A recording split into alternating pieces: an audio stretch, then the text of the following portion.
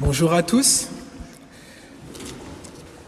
Avant de faire la lecture de la parole de Dieu, je vous invite à la prière. Seigneur, nous voulons te remercier parce que tu es notre Père. Tu nous donnes la vie éternelle. Et ce matin, nous sommes réunis pour entendre ce que tu veux nous dire. Seigneur, nous prions que ton esprit puisse ouvrir les oreilles de notre cœur afin que nous puissions entendre ce que tu veux nous dire ce matin, Seigneur. Parle-nous, parle à chacun d'entre nous ce matin. Nous sommes attentifs et nous attendons, Seigneur, ta parole, ce que tu veux nous apprendre, Seigneur, ce matin. Béni sois-tu, notre Père, notre Sauveur. Amen. Alors ce matin, nous avons 3 lectures. La première se trouve dans le livre de Joël et les 2 autres dans le livre des Actes des Apôtres. Je commence par la lecture de Joël, chapitre 2, versets 28 et 29. « Après cela, je répandrai mon esprit sur toute chair. Vos fils et vos filles prophétiseront, vos vieillards auront des songes, et vos jeunes gens des visions. Même sur les serviteurs et sur les servantes, dans ces jours-là, je répandrai mon esprit. » Maintenant, je lis dans le livre des Actes des Apôtres, chapitre 2, versets 1 à 4. Le jour de la Pentecôte, ils étaient tous ensemble dans un même lieu. Tout à coup, il vint du ciel un bruit comme celui d'un vent impétueux, et il remplit toute la maison où ils étaient assis. Des langues semblables à des langues de feu leur apparurent, séparées les unes des autres, et se posèrent sur chacun d'eux. Et ils furent tous remplis du Saint-Esprit, et se mirent à parler en d'autres langues, selon que l'Esprit leur donnait de s'exprimer. Maintenant, je lis dans Actes des Apôtres, chapitre 10, versets 44 à 48. Comme Pierre prononçait encore ces mots, le Saint-Esprit descendit sur tous ceux qui écoutaient la parole. Tous les fidèles circoncis qui étaient venus avec Pierre furent étonnés de ce que le don du Saint-Esprit était aussi répandu sur les païens, car ils les entendaient parler en langue et glorifier Dieu. Alors Pierre dit : « Peut-on refuser l'eau du baptême à ceux qui ont reçu le Saint-Esprit aussi bien que nous ? » Et il ordonna qu'ils fussent baptisés au nom du Seigneur. Sur quoi ils les prièrent de rester quelques jours auprès d'eux.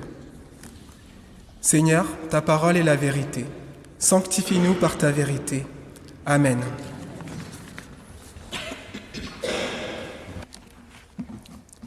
Aujourd'hui, nous fêtons la Pentecôte, mais nous allons aussi être témoins d'un baptême.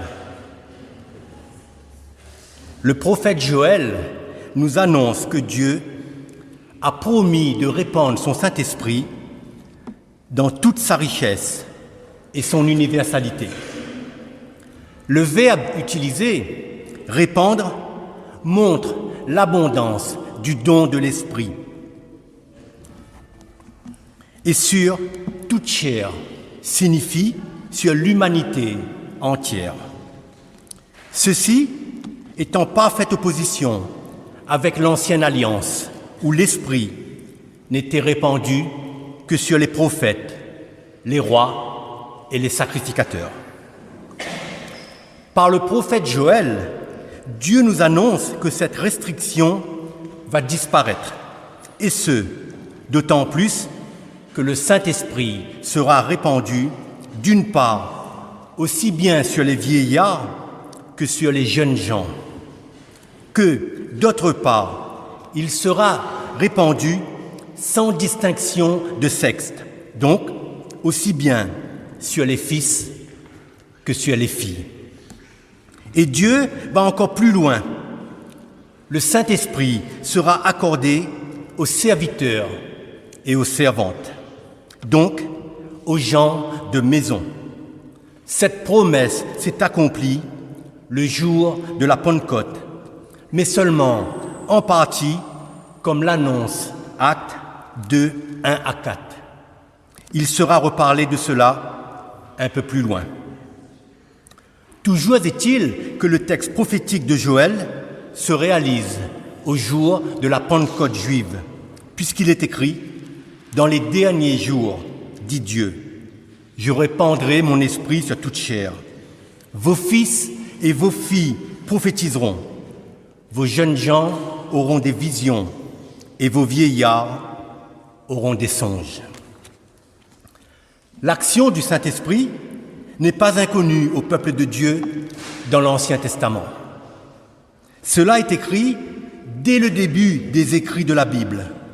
En Genèse, lors de la création de la terre, où l'Esprit de Dieu est à l'œuvre, il sera toujours à l'œuvre dans la vie des hommes. Donc, lors de la création de la terre, où l'Esprit de Dieu est à l'œuvre, il est aussi aujourd'hui, et même dans l'Ancienne Alliance, dans la vie des hommes. Dans l'Ancienne Alliance, seules quelques catégories d'hommes, comme il a été dit, avaient reçu le Saint-Esprit, et ce, en vue de l'accomplissement de tâches et d'occasions particulières. Il est cependant important de souligner que 2 hommes qui n'étaient ni reconnus comme rois, prophètes ou sacrificateurs ont reçu le Saint-Esprit. Josué, personnage important dans la Bible, demande à Moïse d'empêcher ces 2 hommes de prophétiser. Et il dit à Moïse, « Moïse, mon Seigneur, empêche-les. » Moïse lui répondit, « Es-tu jaloux de moi ?» Moïse dit aussi, « Puisse tout le peuple de l'Éternel être composé de prophètes, et veuille l'Éternel mettre son esprit sur eux. » Cela nous est apporté dans le livre des Nombres, au chapitre 11, les versets 25 à 29. Josué, encore tout jeune et non affermi, pensait que seuls ceux qui avaient été choisis et reconnus pouvaient prophétiser. Mais Moïse souhaite que tous les Hébreux, sans exception, soient remplis de l'Esprit de Dieu et soient prophètes de l'Éternel. Contrairement à Josué, qui regarde à l'honneur de son maître, c'est-à-dire Moïse, Moïse ne regarde pas à sa gloire. Il n'est pas centré sur lui-même, mais sur la seule gloire de Dieu. Moïse, qui souhaite que tout le peuple reçoive le Saint-Esprit, prophétise sur un temps à venir. En effet, tout le peuple de la Nouvelle Alliance recevra l'Esprit de Dieu. L'accomplissement a lieu lors de la Pentecôte. Par le don du Saint-Esprit, toutes les barrières dressées par les hommes s'effondrent. Et comme le dit l'apôtre Paul, il n'y a plus ni juif ni grec, il n'y a plus ni esclave ni libre, il n'y a plus ni homme ni femme, car tous vous êtes un en Jésus-Christ. Galates 3, 28. Le don du Saint-Esprit sera la marque, c'est-à-dire le sceau des enfants de Dieu. À la Pentecôte, le Saint-Esprit est descendu sur les 120 disciples rassemblés, sous la forme de langues de feu qui se sont posées sur chacun d'eux. Cela a eu lieu conformément à ce qu'avait annoncé Jean-Baptiste au niveau du Seigneur Jésus-Christ. Jean-Baptiste a dit « Il vous baptisera du Saint-Esprit et de feu ». Matthieu 3, 11. L'action du Saint-Esprit change les cœurs. Il convainc du péché. Il conduit le pécheur à la repentance. En descendant sur les premiers disciples, le Saint-Esprit leur a donné de parler des langues des nations païennes. Toutes ces langues annoncent que le peuple de Dieu est réuni sous la seigneurie du ressuscité. Alors qu'à Babel, nous connaissons tous cette histoire, la tour de Babel, Il avait été désuni. Souvenez-vous, lorsque le Seigneur avait séparé les peuples et avait maillé le langage afin qu'ils ne se comprennent plus. Il est écrit que, lorsque les disciples sont rassemblés, un vent survient dans la maison avec une grande violence.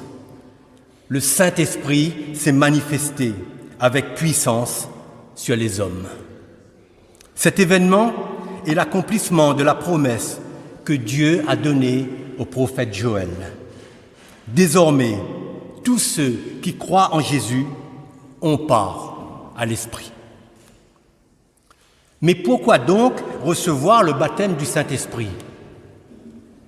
Le baptême dans le Saint-Esprit revêt de la puissance de Dieu qui permet de témoigner du Christ dans le monde. Tout chrétien baptisé dans le Saint-Esprit reçoit des dons spirituels pour l'avancement du royaume de Dieu, pour propager l'Évangile, pour être un témoin de la bonne nouvelle. C'est d'ailleurs ce que dit l'Écriture. Jésus a dit « Mais vous recevrez une puissance, le Saint-Esprit survenant sur vous, et vous serez mes témoins à Jérusalem, dans toute la Judée, dans la Samarie et jusqu'aux extrémités de la terre. » Actes 1:8. Quel avantage, ou plus exactement, quel privilège y a-t-il à recevoir l'Esprit de Dieu? L'apôtre Paul donne une réponse claire et écrit « Vous avez reçu l'Esprit qui fait de vous des fils d'adoption, des fils adoptifs de Dieu, car c'est par cet Esprit que nous crions « Abba », c'est-à-dire « Père ». Avant que l'Esprit ne soit répandu, les disciples de Jésus ressemblaient à Josué. Ils ne désiraient pas que ceux qui ne faisaient pas partie des proches de Jésus puissent agir en son nom. L'apôtre Jean, nous dit un passage de la Bible, s'approche de Jésus et lui dit « Maître, nous avons vu un homme qui chasse les démons en ton nom, et nous l'en avons empêché, parce qu'il ne nous suit pas. » Et Jésus répond « Ne l'en empêchez pas, car il n'est personne qui, faisant un miracle en mon nom, puisse aussitôt après parler mal de moi. Qui n'est pas contre nous et pour nous, nous dit le Seigneur. » À la Pentecôte, après avoir reçu l'Esprit de Dieu, le cœur de l'apôtre Jean et des autres disciples sera tout autre. En effet, dans sa grâce infinie, Dieu ne s'est pas contenté de répandre son Saint-Esprit uniquement sur son peuple, mais sur tous les hommes, sur toute chair. Quelques hésitations apparaissent encore chez Pierre vis-à-vis des païens. En effet, dans le deuxième texte des Actes qui a été lu, l'apôtre Pierre ne peut imaginer que le Saint-Esprit puisse être donné aux païens. Pourtant, la prophétie de Joël n'a pas fini de l'éprouver. Un centenier romain du nom de Corneille, avec toute sa maison, reçoit l'Esprit de Dieu. Ils glorifient Dieu et deviennent de facto incorporés au peuple de Dieu. Mais les croyances, les habitudes et les traditions ont la vie dure. Et Pierre ne comprend pas que l'Esprit de Dieu puisse revêtir des païens. Dieu envoie Pierre dans la maison de Corneille. Pierre doit se rendre à l'évidence et constater, hébéter la grâce de Dieu. En effet, Pierre était réticent et Dieu a dû lui dire à 3 reprises ce que Dieu déclare pur, ne le regarde pas comme souillé. Acte 10, 10-16. Sa vision s'élargit dès lors et Pierre dit « Peut-on refuser l'eau du baptême à ceux qui ont reçu le Saint-Esprit, aussi bien que nous. Dans ce passage, ce qui est merveilleux, c'est que toute la maison de Corneille est concernée, aussi bien sa famille, ses amis proches, ses serviteurs que ses soldats. Il a été dit précédemment que la promesse du Saint-Esprit ne s'était accomplie qu'en partie lors de la Pentecôte. En effet, en lisant l'histoire de la maison de Corneille, relatée dans les chapitres 10 et 11 des Actes, cette prophétie donnée s'accomplit à Jérusalem et en dehors de Jérusalem, pour le peuple juif et pour les autres peuples. En Jésus-Christ, c'est l'humanité entière qui est concernée par l'Esprit de Dieu, toute chair. En effet, dans sa grâce, Dieu ne se limite pas à son peuple, mais il étend sa promesse sur les païens, sur toutes les nations.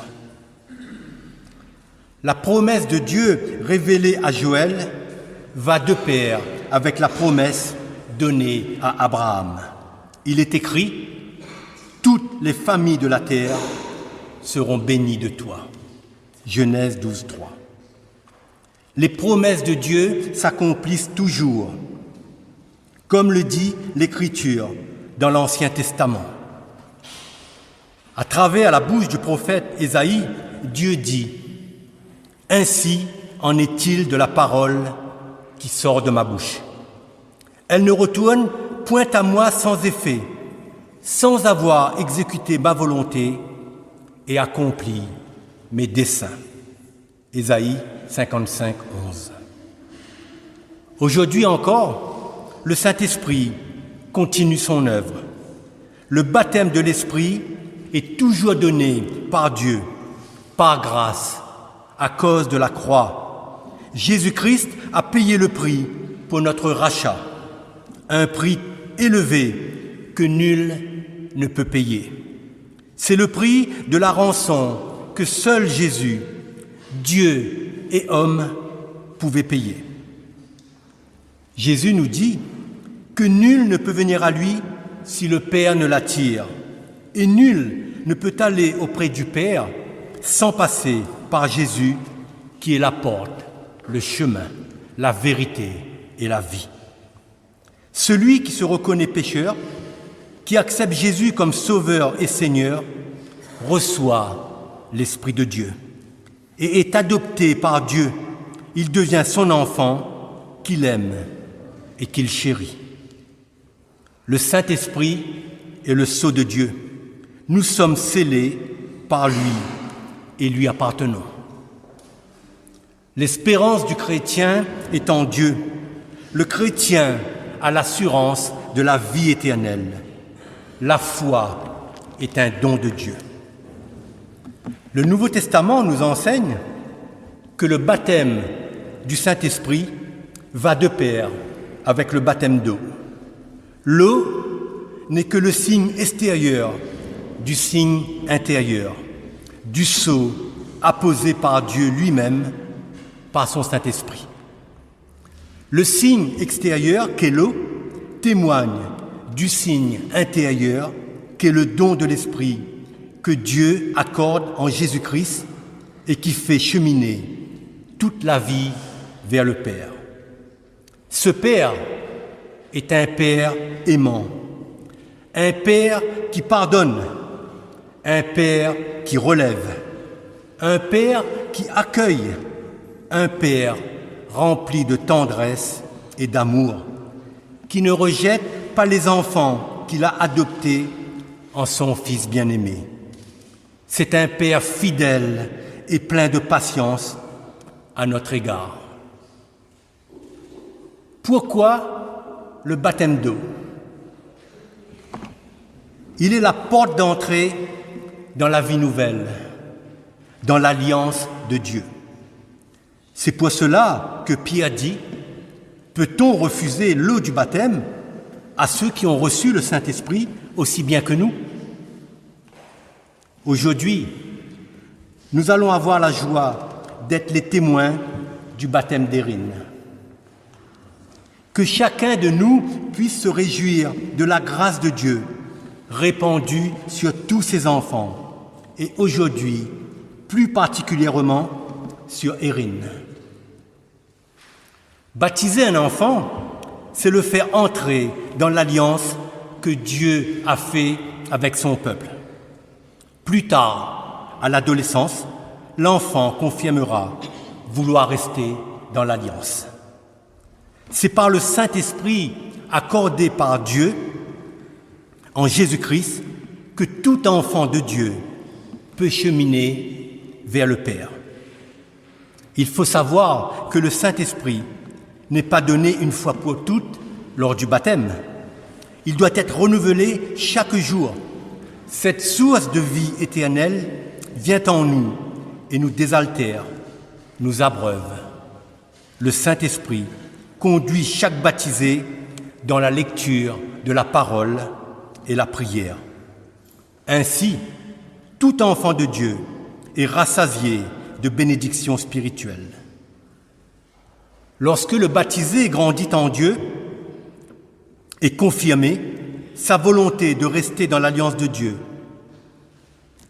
il est appelé à partager le repas du Seigneur, que l'on appelle la Sainte Seine.